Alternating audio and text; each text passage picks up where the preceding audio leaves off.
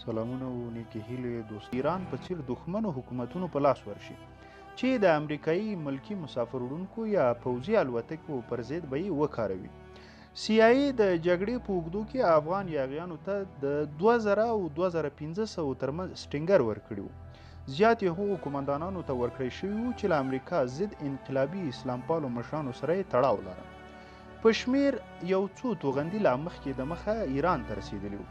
ولسمشر جورج بوش او ورپسې بیا ولسمشر کلینټن تر یو خورا پټ پروګرام لاندې CIA ته لارښوونه کړې وه چې تر هرې اندازې او له هر چا نه کولی شي سټینګر بیرته په بیه واخلي. کانګرس په پټه په سلګونو میلیونه ډالره ومنل چې د توغندیو د بیا پیرلو لپاره یې ولګوي. دا پروګرام د CIA د نږدې ختیځ د عملیاتو د اداري څانګې لخوا چې د اسلام آباد پر اډه یې هم څارنه کوله اداره کېده. د توغندیو د پرلپسې ګڼې پر بنسټ د توغندیو د مفصل ویش ثبت د ساتلو له لارې CIA ته د هغو سټینګرونو ګڼه څرګنده وه چې ویشلي وو، خو کله چې توغندي سیمې ته رسېدل نو بیا د هغوی موندل او ګڼل کېدل له امکان څخه وتلي وو. په 1996 کال کې CIA اټکل کاوه چې 600 توغندي لا اوس هم په افغانستان او شاوخوا کې خواره دي. د جګړې له پای نه وروسته د CIA د پیرودلو پروګرام افغان جګړه سالارانو ته د پای ته رسېدلې سړې جګړې په ویاړ د یو ډول نغدي جایزې ورکولو بڼه نیولې وه. د هر یو توغندي د همغه وخت بیه له 80,000 تر 150,000 ډالرو پورې ایښول شوې وه. دا پیرودنې تر ډېرې کچې پورې د پاکستان د استخباراتو لخوا CIA سره د یو خوښاوۍ په نتیجه کې ترسره کېدې او د هر یو پیرودل شوي توغندي په مقابل کې منل شوی کمیشن ترلاسه کاوه. له دې کبله چې په افغانستان کې د روانې کورنۍ جګړې په ډګر کې هوایي ځواک کوم اغېز نه لاره، نو هغه قمندانان چې سټینګر یې لرل چمتو چې ویې پلوري. د 1990 کلونو په نیمایي کې د ټولو هغو نغدو پیسو اندازې چې CIA د سټینګرو پر بیا پیرودلو لګولې له ټول هغه لاف وباله چې په هغو کې پاکستاني او عربي استخباراتي ادارې د پاکستان له مذهبي مدرسو څخه په بسونو کې مرګ ته رضاکارو بېوزلو نادارو جنګیالیو زده کوونکو لیږدول وو. په افغانستان کې د خپلو انقلابي غورځنګونو لپاره د اډو موندلو په هڅه د منځنۍ اسیا تبعید شوی اسلام پاله انقلابیان او شتمن شیخان او ملایان چې هغوی له پارس خلیج څخه د پیسو اکمالاتو او هڅونو سره راتلل ګرده شامل وو. اسامه بن لادن بیا یوازې د دې ټولو بهرنیو شیخانو له منځه جاه طلب او د تبلیغاتو پر اهمیت پوه. په ختیځ کې د جلال آباد سیمه کوم ځای ته چې بن لادن د لومړي ځل لپاره راغلی وو اوس د ګډوډیو لمن ته لوېدلی وه. پر یو حساب هغه افغان جګړه سالار چې د مۍ په میاشت کې د بن لادن الوتکې ته هرکلي لپاره ورغلي وو وژل شوي او په دې توګه سعودي شیخ میلمهپال نه لاره. په همدې وخت کې طالبان او د جلال آباد پر لور خوځېدلي وو او هغه جګړه سالاران یې له پښو غورځولي وو چې د مخ له مسعود سره په یوه ناتړلې ټلواله کې وو. یوه کاواکه شیبه وه ده.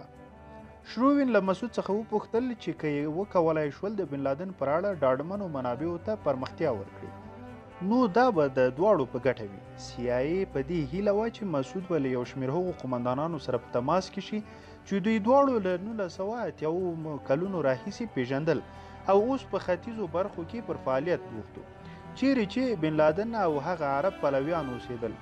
مسعود وویل چې دی به هڅه وکړي. دا پیل دی. شروین ورته وویل د په دې پړاو کې پیسې نه لرلې چې د جاسوسۍ د راغونډولو دا ډول هڅې تمویل کړي، خو ویې ویل چې په CIA کې به نور پر دې لور ګام واخلي او دا همکاري به ژوره کړي.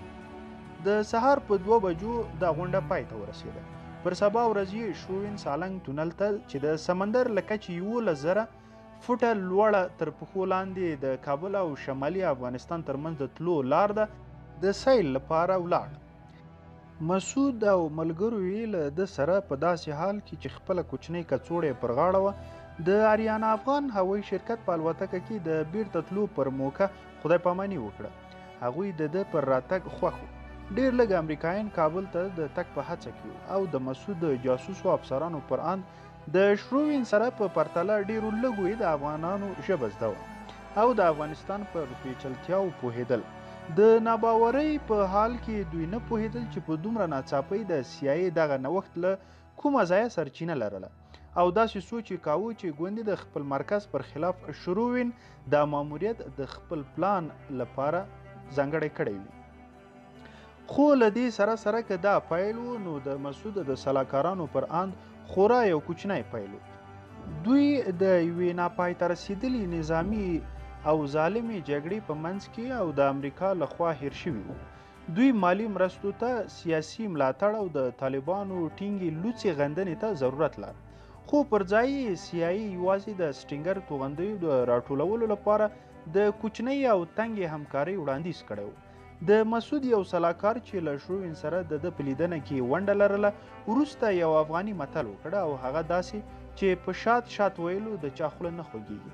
د CIA مامورین به له مسعود سره د سټینګر او ترهګرۍ په اړه د نویو پټو اړیکو د ژمنې خبره کوي.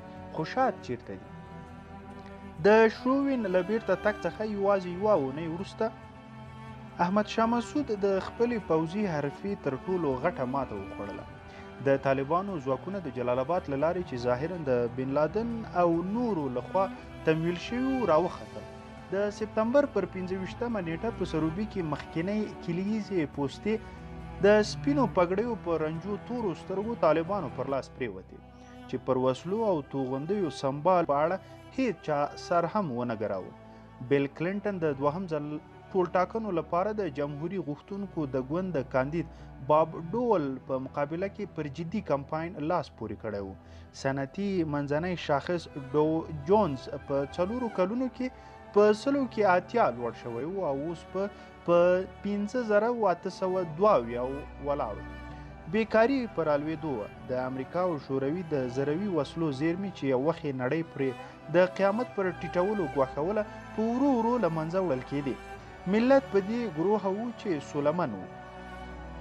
په افغانستان او ګاونډیو هیوادونو لکه پاکستان کې د ډیویس خبرې او په هغه اونۍ کې د بهرنیو چارو د وزارت د نورو مامورینو تبصرې د امریکا لخوا د طالبانو د ادارې منل کېدل انګیرل کېدلې. CIA د سپتمبر په میاشت کې د کابل د پریوتلو وړاندوینه نه وه کړې. د یوې اډې مشر ته یې اجازه ورکړل شوې وه چې د پلازمینې له پریوتو څخه څو ورځې د مخه هلته ولاړ شي او په دې توګه په لومه کې د نښلېدو له ګواښ سره مخامخ وو. په سیمه یا لانګلي کې د CIA ډېر لږ افسران د مسعود په کمزواکۍ او طالبانو په ځواک پوهېدل. یوازې څو کاله د مخه افغانستان د CIA زیاتو افسرانو لپاره د نوموړي سازمان په تاریخ کې تر ټولو د زیاتو لاسته وروړنو تړونځای بلل کېده. د پټو عملیاتو په ترڅ کې د شوروي د تیري کوونکو ځواکونو شړل او اوس نه یوازې په نظر کې بلکې په خورا ویړ مفهوم افغانستان د نوموړي سازمان له عملیاتي لارښود څخه ډیر زیات بهر. په افغانستان کې په سړه جګړه پسې وروسته د ښکته ښویېدو تمایل د بیلګې په توګه دومره شونی او ګړندی و لکه په کانګو او روانډا کې. خو د امریکایانو لپاره یوازې د سپتمبر پر 11مه نیټه د افغانستان توپان چې ورباندې ولګېد. داسې یوه جګړه چې امریکایان لږ پرې خبر وو او داسې یو غلیم چې دوی هیڅکله له سمندرونو هاخوا لیدلی نه و.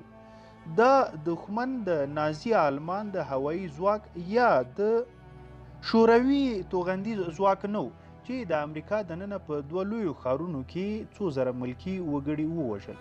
دا څنګه وشول؟ د تاریخ د ناڅاپو بریدونو په ډله کې د 11 د سپتمبر برید ځانګړتیا لرله. د دې ځانګړتیا یوه برخه یې له پېښېدو نه د مخه په هغه کې د استخباراتي سازمانونو او نارسمي مخفي شبکو د نقش لوبولو. کله چې بن لادن او د هغه ملګرو په افغانستان کې له خپلو پناهځایونو څخه د 11 سپتمبر د برید پریکړه کوله په پټه د CIA د اجیرانو او تنخواخورو افسرانو لخوا تر څار او تعقیب لاندې و. په هغه وخت کې بن لادن او نږدې ملګري د طالبانو له لارې د پاکستان په ISI کې د معاش خوړونکو افسرانو لخوا ساتل کېدل. دا د 2 لسیزو په اوږدو کې یوه دودیزه لاره وه. دا د رسمي پټو عملیاتو، نارسمي پټو عملیاتو، د پټې ترهګرۍ او پټې ترهګرۍ ضد عملیاتو، یو له بل سره اوبدل شوي یوې نااعلان شوې جګړې هغه ځاله وه چې په 2000 لومړي کال کې بربنډه او وچودل شوه. په دې ځمکتلو فعالیتونو کې د امریکا اصلي لوبغاړي د CIA سازمان و چې افغانستان کې د 1980 کلونو شوروي ضد جهاد اډانه جوړه کړې وه او بیا یې په افغانستان ته په 1990 کلونو کې د اسامه بن لادن له راتلو وروسته د هغه نیولو، وژلو او ماتولو لپاره پټ کمپاین پیل کړی و. له 11 سپتمبر څخه د 2 کلونو په اوږدو کې د CIA د ترهګرۍ ضد مرکز له احمد شاه مسعود او نورو افغانانو سره د بن لادن پر خلاف نږدې کار کوي، خو نوموړی سازمان په دې ونه توانید د امریکا حکومت قانع کړي چې پر هغه لار ولاړ شي چې د CIA مامورینو او احمد شاه مسعود غوښتل. د بن لادن پر خلاف د مقابلې د څرنګوالي په شخړو کې CIA لکه له دې نه د مخه په افغانستان کې د CIA د ښکیلتیا په نورو مواردو کې د سعودي عربستان او پاکستان پر استخباراتو چې پر یو بل بې باوره او ترمنځ یې اړیکې کله کله په خورا زهرجنه کچه کې وي د ولکې موندلو په لټه په مبارزه بوخته وه. د دې پر ځان منلو دایمي دودیزو رسمي تړونتیاو او د هغوی د نه ازمویل شویو فرضیو له کبله و چې د داسې یو افغانستان پر جوړولو منتج شي چې د بن لادن پناه ځای وګرځي. هغوی په افغانستان کې د یو انقلابي اسلام د اورلګولو لپاره هم لمن ووهله چې ورڅخه د شدت له لیارې نړیوالې جهطلبۍ وزېږېدې. په دې افسانه کې د CIA مرکزي ځای د امریکا په تاریخ کې له نورو سترو پیښو سره پرتله نامعلوم دی. پاکستانی او سعودي جاسوسان او هغه شیخان او سیاستوال چې ورته یې لارښوونه کوله او په ناهیلۍ په دې هڅه و چې تر خپلې ولکې لاندې وساتي، له افغان قمندانانو لکه احمد شاه مسعود سره په یوه داسې سیمه ییزه جګړه کې یوځای کېدل چې ژر ژر بدلېده او په تلپاتې کفن کې وجود لاره. د دې سیمه ییزو ځواکونو او جاسوسانو ځینې د CIA انډیوالانو، ځینو یې خپلې ځانګړې اجنډاوې پر مخ بیولې، ډېرو یې دا دواړه کارونه په یو وخت کې کول. له 11 سپتمبر څخه د مخه قصه د دوی قصه هم ده. د دوی په منځ کې د بې هیواده اسلامي انقلابیونو بدلیدونکې شبکې په چورلېدو وې چې له 1990 کال راوروسته د هغوی بیا راپنځېدل په پای کې د نورو ګڼ شمېر ډلو له منځه د بن لادن القاعده وزېږېده. د کلونو له تېرېدو سره دغو اسلامي انقلابي شبکو د رسمي پټو سازمانونو د غولولو پټ هنرونه زده او خپل کړل، یعنې هغه میتودونه یې پاخه کړل چې دوی ته د روزنې په موقع ورښول شوي وو. د 1980 کلونو په اوږدو کې په کلابندۍ کې نښتو شوروي عسکرو افغان یاغیانو ته چې د CIA لخوا مجهز کېدل د دوخي یا پیریانو په نامه ونومول. شورویانو هیڅکله هم خپل غلیم په کافي توګه نه و پیژندلی او نه یې ټینګولی شوی. د هغوی له وتلو وروسته ډیره نوره زمانه هم هماغه شانته وه.